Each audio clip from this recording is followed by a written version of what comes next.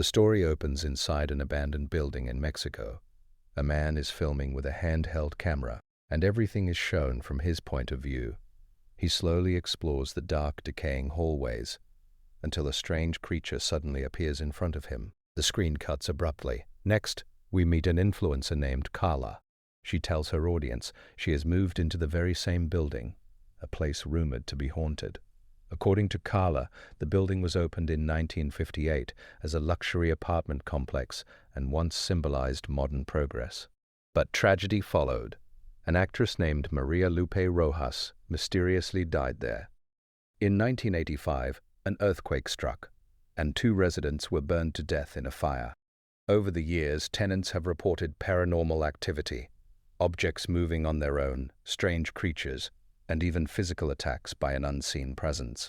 The footage we saw at the beginning, showing the creature, is part of the building's dark history. Carla announces that she plans to investigate everything and document it 24/7. She has installed cameras throughout her apartment to capture any supernatural activity. But there's a reason behind her bold move: fame.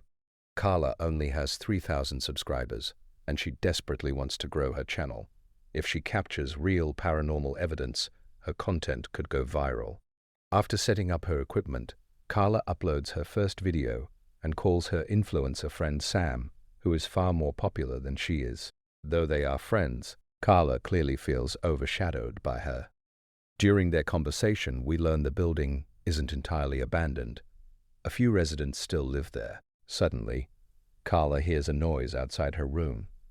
She assumes it's her dog, Filaria, and goes to check. The dog appears on camera, and Carla continues talking to Sam. She tries to convince her to visit and film together. If she appears in her video, it would guarantee attention. Sam refuses but suggests they meet at a party instead and asks for her address. Carla becomes excited. Later, Carla messages Sam for the party details, but she barely responds and ends up going without her. This deeply hurts her. Determined to focus on her work instead of distractions, Carla watches Sam's party videos when she suddenly hears another noise in her hallway. She steps out and finds the chandelier violently shaking. Filaria looks terrified. Then the lights in her apartment go out, but strangely, only her apartment. The rest of the building still has power. Filming everything, Carla walks into the corridor.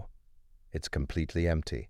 She hears footsteps behind her, but no one is there. She goes down to the security room. It's empty too. The only thing inside is a picture of Mother Mary. While investigating, she briefly panics at a reflection that turns out to be an advertisement poster. Finally, she checks the building's power unit and discovers someone deliberately switched off the main breaker to her apartment. She turns it back on, but the noises continue, now coming from the floor above. With her camera recording, Carla slowly heads up to the 7th floor. Carla climbs upstairs and reaches a wooden door secured with a chain. There's a small hole in it, so she tries filming through it with her camera, but sees nothing. She then goes up to the 8th floor, only to find it locked as well. When she returns to her apartment, she's shocked to discover the door slightly open. Inside, she senses something wrong. As she scans the room, she suddenly sees a terrifying figure standing inside her closet. Frozen in fear, she switches on the lights, and the figure instantly disappears. Just then, she receives a message from Andres, a close friend she secretly has feelings for. He asks if he can come over. She agrees. That night, Andres visits, and the two grow intimate. The next morning, while talking, Carla notices a strange stain on the ceiling above her bed. It looks like water damage, but the shape feels unsettling. She mentions it to Andres, but he dismisses it as nothing serious. After chatting a bit more, he leaves. Carla texts him later, asking when they'll meet again, but this time, he doesn't reply. Trying to distract herself, Carla scrolls through TikTok and finds a viral video. 1.4 million likes, filmed in the same corridor where the ghost was supposedly captured. She begins to suspect it might have been staged. She checks her own subscriber count, still stuck at 3,000. Frustrated, she thinks, if I don't do something big, I'll never grow. Later, Sam visits her and apologizes for ignoring her at the party. During their conversation, Carla tells her about Andres. Sam looks at Andres' Instagram and finds photos of him with an older woman. She suggests that the woman might be his sugar mommy. Carla refuses to believe it. Carla then asks Sam how she looks so confident and polished online. Sam replies honestly, it's a character. Social media isn't real life. People see what they want to see. She suggests scripting the paranormal content. Carla hesitates, but agrees. She tells herself she'll build an audience first, then post honest content later. They prepare a fake ritual setup. They place a mirror in the room, and Carla claims it can reveal things invisible to the naked eye. They light a candle to summon spirits. As Carla performs the ritual, strange noises begin. Suddenly, something grabs her hair and pulls violently. The video cuts there, but it was all staged. After uploading it, Carla's channel explodes. She gains over 10,000 subscribers overnight. She's thrilled. However, her happiness is short-lived. Andres still hasn't replied to her messages. Carla posts another video, promising her audience she won't leave the building until she uncovers the truth. She uploads it to her Instagram story and immediately receives disturbing replies. Who's standing behind you? Confused, Carla reopens her story and screenshots the frame. She increases the brightness. Behind her, there's a shadowy figure. Her heart drops. She searches the apartment, but finds nothing. Meanwhile, her subscribers cross 20,000. Driven by obsession, she orders an infrared camera that can see through certain materials. In her next video, she places a thin plastic sheet over her face to test visibility through it. But suddenly, someone grabs the plastic from behind and begins pulling it tight, as if trying to suffocate her. Carla begins suffocating as the plastic tightens around her face. In panic, she manages to tear it open and gasps for air. Instead of being terrified, she uploads the footage. The video spreads quickly. Many subscribers comment, warning her to leave the apartment immediately. They tell her something is clearly wrong, but Carla ignores them. She's already crossed 20,000 subscribers, and reaching 100,000 feels possible now. Fame matters more than fear. Later, we see Carla sitting alone, visibly shaken. She searches online for signs of hauntings, trying to understand what's happening. She knows something is wrong, but can't explain it. Meanwhile, the damp stain on her ceiling begins to move, almost as if something is alive inside it. Carla watches in horror. Suddenly, she receives a message from Andres. He apologizes for disappearing and says his mother passed away, which is why he couldn't reply.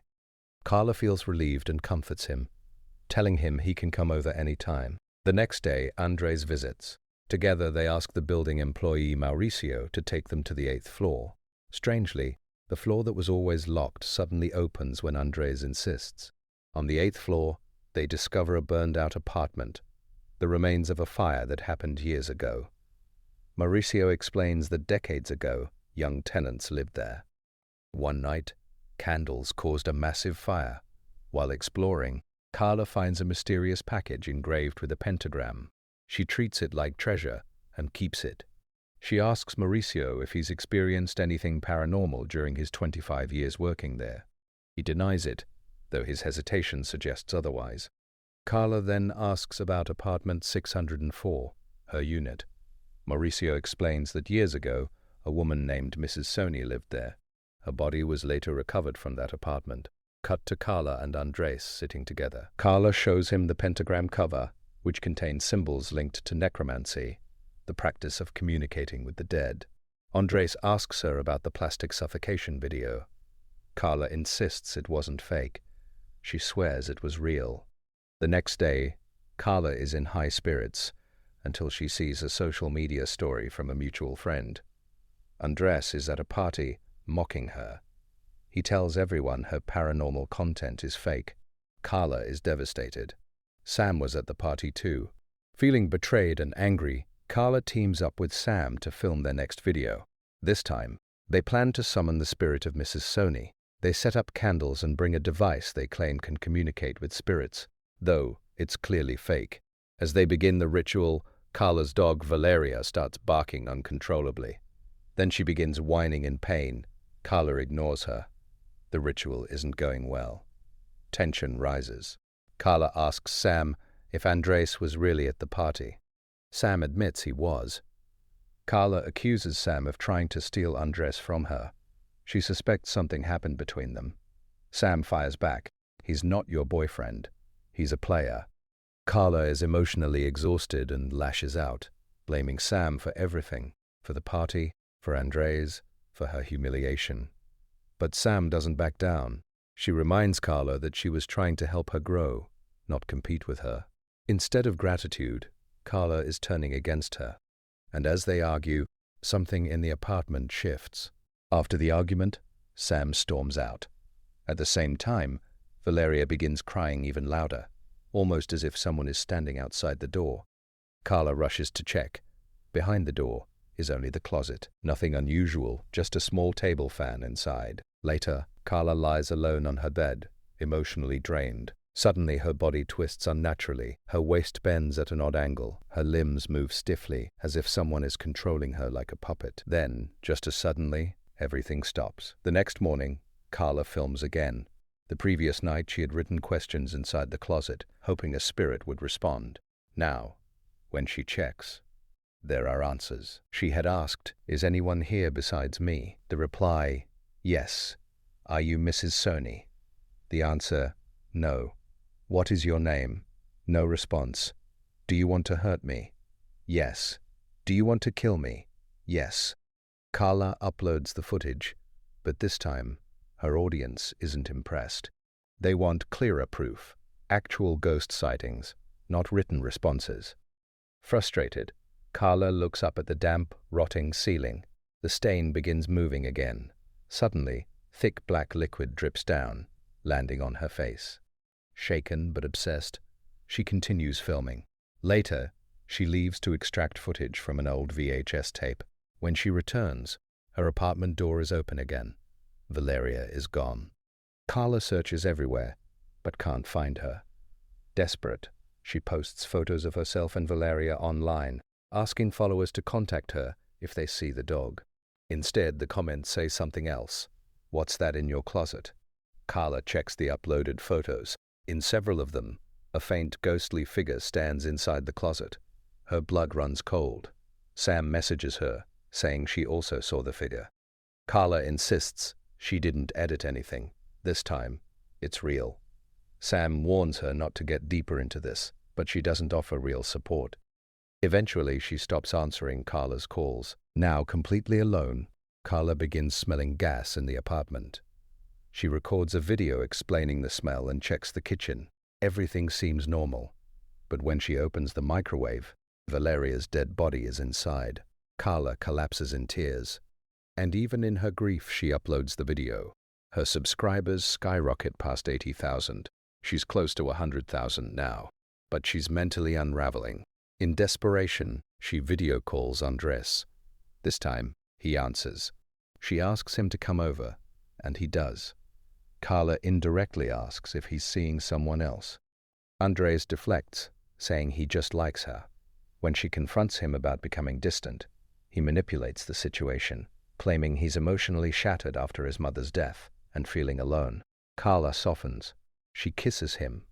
Then Andres notices one of her surveillance cameras pointed toward the room. He becomes irritated, assuming she's recording him. Using that as an excuse, he leaves. That night, Carla wakes to strange noises. Terrified, she sits up and checks her CCTV monitors. On the infrared camera, a ghostly figure is standing right beside her bed.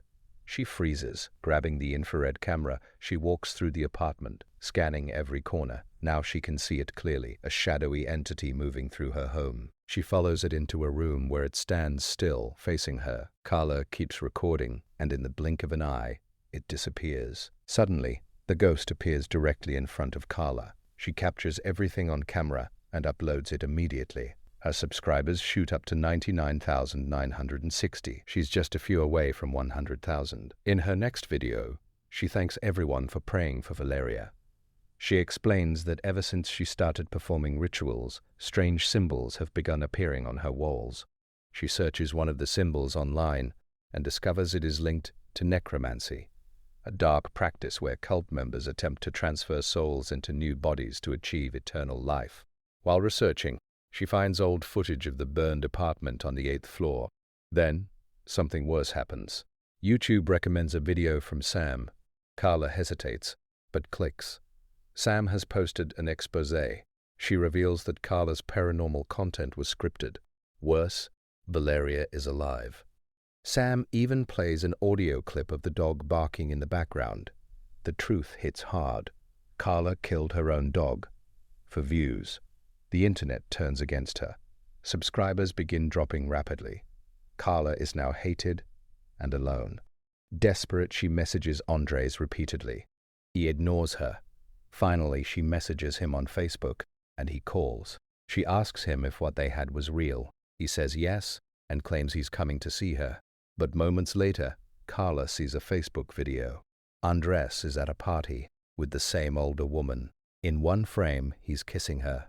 So Sam was right. Andres never lost his mother. It was all manipulation. Heartbroken, Carla finally watches the VHS tape she had extracted earlier.